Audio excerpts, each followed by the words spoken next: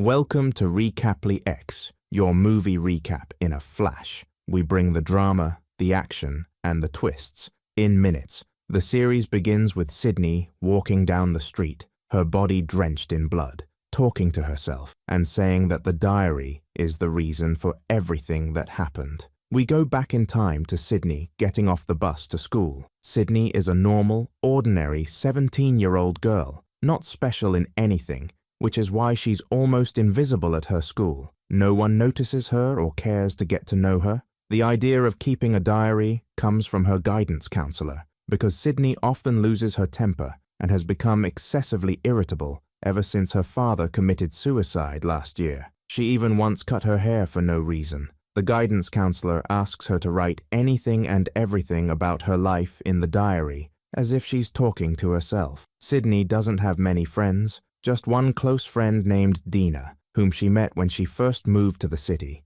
Dina is her only and closest friend. They hang out together at a diner, where Dina tells her she has a boyfriend named Bradley. Bradley joins them, and it's clear that Sydney doesn't like him at all. She can't even smile at him, and always talks sarcastically about the life she wishes she could have. She wishes Bradley would stop talking altogether, or erase the stupid grin from his face, or stay away from Dina. Suddenly, Bradley gets a nosebleed, and his smile disappears because of the pain he feels. Sydney thinks her wish came true. After their outing, she heads home, trying to convince herself that she has superpowers and that she caused Bradley's nosebleed, but she tells herself it's just a coincidence. She meets her neighbor Stanley, who lives at the end of her street. He walks with her, and she notes that Stanley is the opposite of her. He doesn't care about others' opinions and does whatever he wants. He asks her to come over to his place to listen to music he likes. She says she'll think about it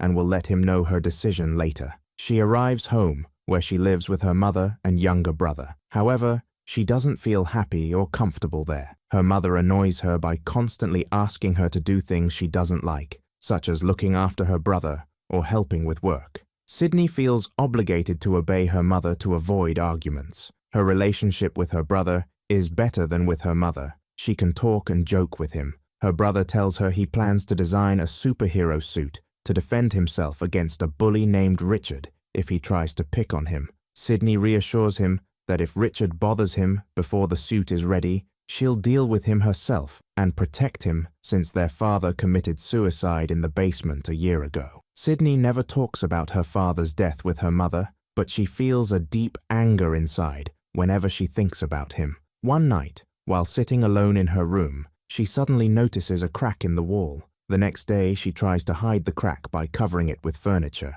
She prepares breakfast for her brother while her mother gets ready for work. Her brother is raising a small pet hedgehog named Mr. Perfecto, and he tells her that their mother warned him not to leave the hedgehog in the toaster or it might burn. Sydney jokes with him and says she can control objects with her mind. She stares at the toaster, pretending to make the toast jump out, but it actually does. She laughs it off, thinking it's just a coincidence and not a real superpower. Later, she heads to school and finds Stanley driving his father's car. He offers her a ride to school and asks her opinion about the upcoming school dance. It's clear he wants to invite her to go with him, but she tells him she hates dances and finds them boring and stupid. Stanley awkwardly drops the idea and doesn't invite her. At school, Sydney suggests to Dina that they hang out after school to buy some things for her house, but Dina tells her she's going out with Bradley to attend his practice session for an important game. Sydney feels upset and frustrated, thinking that Dina is drifting away from her. Back at home, Sydney becomes very angry about how distant Dina has become. She picks up a rock and throws it with all her strength, only to see it smash through an iron fence and fly far away, as if she really has superpowers. She looks around and sees no one witnessed what happened. She convinces herself it's just her imagination. Later, she goes to Stanley's house to ask him to come with her to buy groceries since he has a car. On their way, Stanley stops to give something to someone, and Sydney jokingly asks if he's a drug dealer. He replies that he's just helping out someone he knows. They reach the store, and Sydney picks out everything she needs. At the checkout, the total is $67, but her mother only gave her $50. Embarrassed, she has to return some items. Feeling humiliated in front of Stanley and the cashier. She becomes extremely frustrated with the situation, the cashier's judgmental look, and her overall circumstances. She tries to calm herself, but fails. Suddenly, all the items on the shelves around her fall to the ground, as if she moved them with her mind. Stanley hears the noise and comes to check on her. Feeling overwhelmed, she runs out of the store, thinking Stanley will now think she's weird like everyone else. However, Stanley follows her and reassures her that he likes her and finds her interesting because everyone else in town is boring. He gives her a cigarette containing marijuana to help her relax. For the first time in a long while, Sydney feels her mind clear up. They go to watch a school game, and Sydney wishes Bradley would get hurt. During the game, Bradley gets injured, and the match is cancelled. Afterward, Sydney and Stanley go to his house to listen to music together. Sydney starts to suspect that she might have feelings for Stanley, and wonders if she could ever be in a relationship with someone. However, her feelings remain uncertain, even after talking with Dinah. She and her brother went, trying to avoid riding with Stanley because she no longer felt comfortable being around him. They continued their way home, where they encountered his friend Richard, who bullied him. Sydney tried to confront Richard, but he wasn't scared or affected by her. She thought her powers might harm him, but failed, and ended up warning him not to bother her brother again. She then took Liam home, where he expressed his desire to play puzzles like he used to with their father. However, all the games were in the basement where their father had committed suicide, a place she hadn't visited since. To fulfill Liam's request, she reluctantly went to the basement alone to retrieve the game.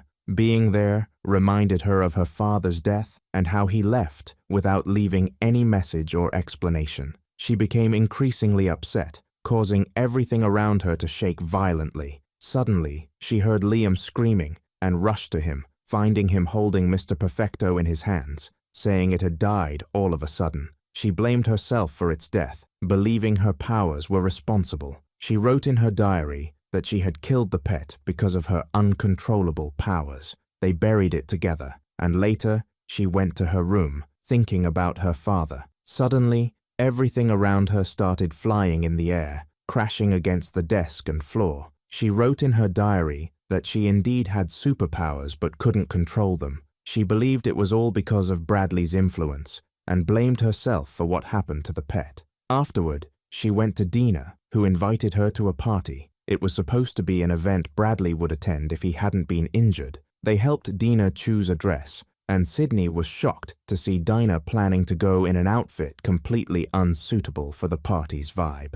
Sydney decided to attend the party with Stanley, who she had refused to dress up for. At the party, Dinah acted like she was enjoying Sydney's company, even dancing with her. But when Bradley showed up, he took Dinah away, leaving Sydney standing alone. She grabbed her jacket and left the party, playing basketball near her house. Stanley found her there and asked her to attend the school dance with him. She wanted to refuse and tell him she didn't see him as a romantic partner, but couldn't bring herself to disappoint him, and agreed. She excused herself, saying she needed to return to Dina at the party. Upon finding Dina crying alone after a big fight with Stanley, Sydney tried to comfort her. However, their closeness led to a misunderstanding, and Sydney told Dina they were probably drunk and not in control of their actions. Overwhelmed, Sydney ran out of the house and crossed the road so suddenly that she caused a car accident to avoid being hit herself. She ran into the forest, screaming as a massive energy burst from her,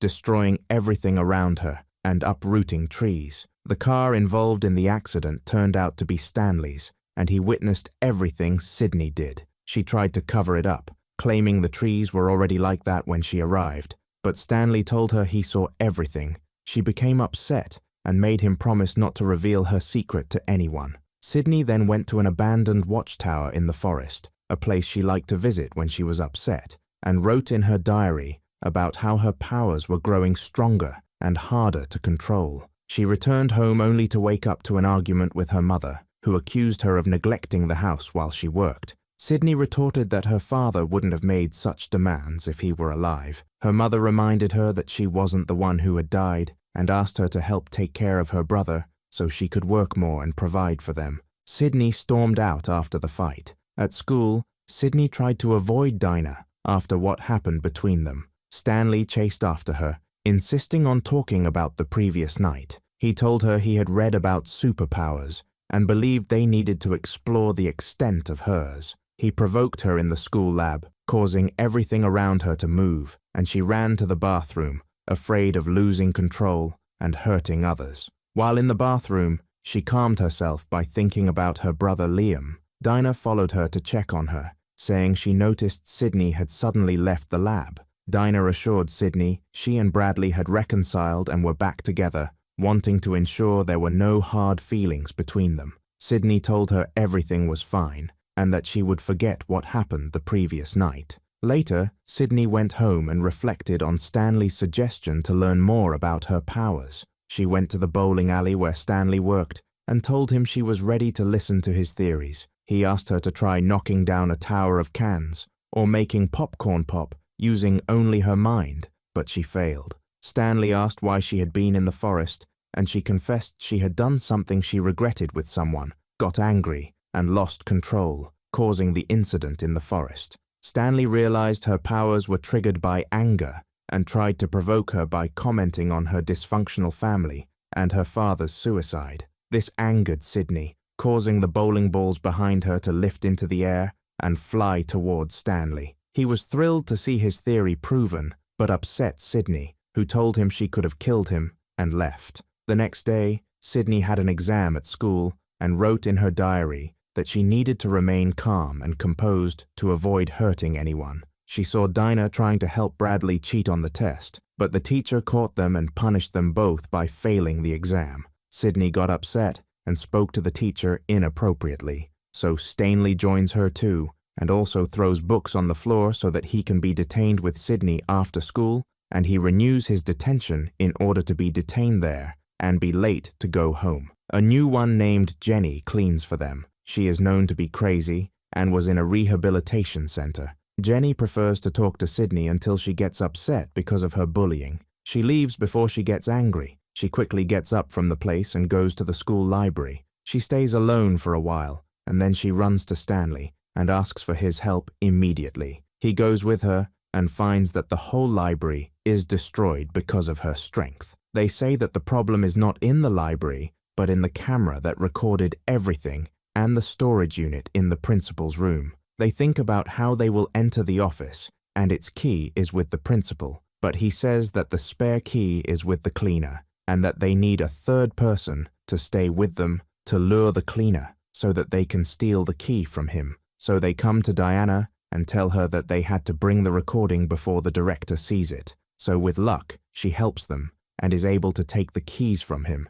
and they start to implement their plan. And Stanley goes and puts 2 sandwiches in the microwave at the highest temperature to the point that they explode and make a loud noise. And at that moment the director comes out towards the source of the sound, and they move to his office and try to open it and enter, and they manages to steal the flash drive of the camera's recording. After they succeed, Sydney goes to the bathroom of the hall and hears Bradley talking to a girl about the relationship they had together at the birthday party, and Sydney hears everything that happened between them and knows that Bradley betrayed Jenny, and as soon as he sees her, he tells her not to tell Jenny and to forgive him, but she tells Jenny as soon as she sees her, and Jenny cuts her relationship with Bradley immediately and leaves and walks out of the hall. He stays with Sydney and tells her that he will take revenge on her for what she did it. And after they all left school, he was waiting for me, excited to know exactly what happened in the library. So she said that after she got mad at Jenny,